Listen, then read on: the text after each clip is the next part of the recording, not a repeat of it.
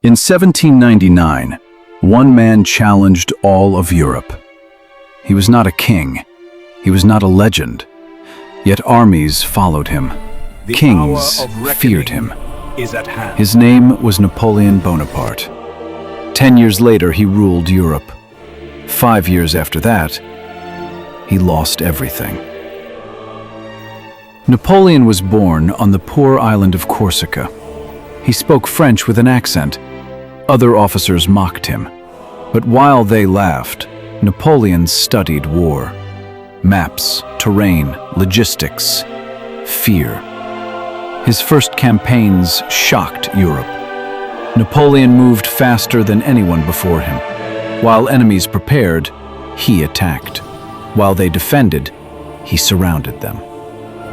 In 1804, Napoleon crowned himself emperor. People of France love him, not because God chose him, but because he believed only in himself. Austria was defeated.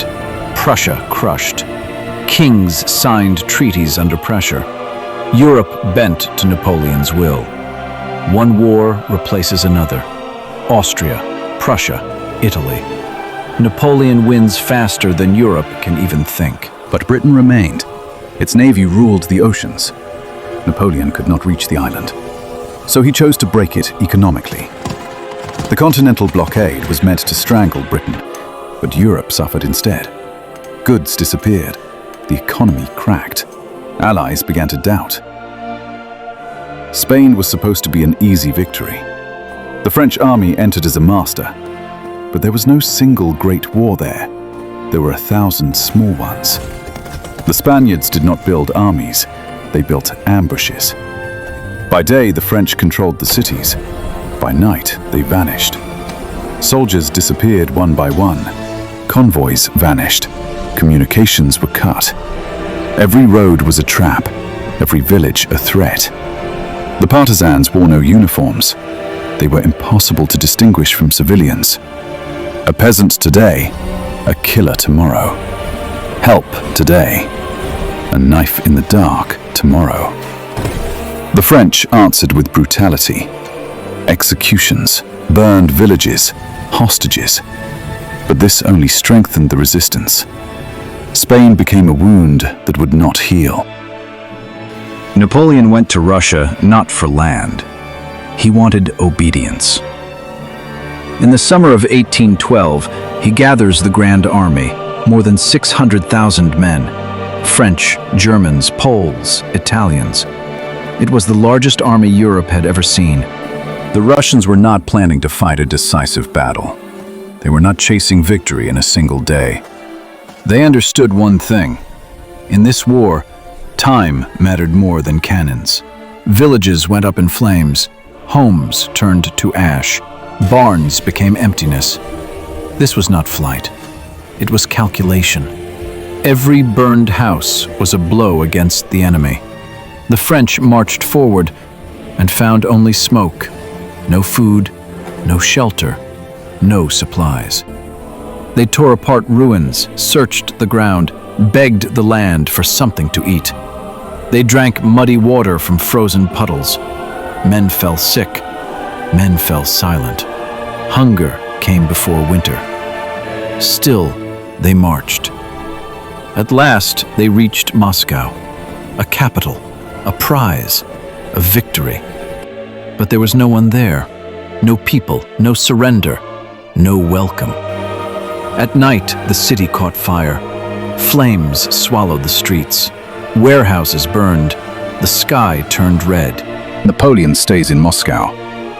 He waits for a letter from Alexander I. He is certain the Tsar will break. But no answer comes. In October, Napoleon gives the order to retreat. That is when real hell begins. The temperature drops to -20, then to -30. Soldiers fall asleep and never wake up. Horses collapse. They are cut open and eaten raw. Frostbite, typhus, panic. The Russian army no longer retreats. It pursues. Cossacks strike the supply trains. At Borodino, the Russians finally gave the French the battle they wanted. The armies met head-on: artillery, infantry, bayonets. It was the bloodiest day of the campaign. By nightfall, the field belonged to Napoleon. Partisans finish off the stragglers. Every step back, through death. Bridges collapse, roads turn into graveyards. Out of more than 600,000 men, fewer than 50,000 crossed the border back. In the spring of 1814, the coalition armies enter Paris, without a decisive battle. The Senate turns away from Napoleon. The marshals no longer want to fight. He abdicates the throne. Napoleon is not executed. He is sent into exile to the small island of Elba. He is allowed to keep his title, a personal guard, and the illusion of freedom.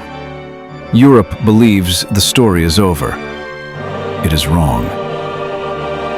In 1815, Napoleon escapes from Elba and lands in France. The army sent to arrest him joins his side. Without a single shot, he enters Paris once again. But now, all of Europe stands against him, without hesitation. Napoleon fights his last battle near the village of Waterloo. The British hold the line. The Prussians arrive in time. The French army is destroyed.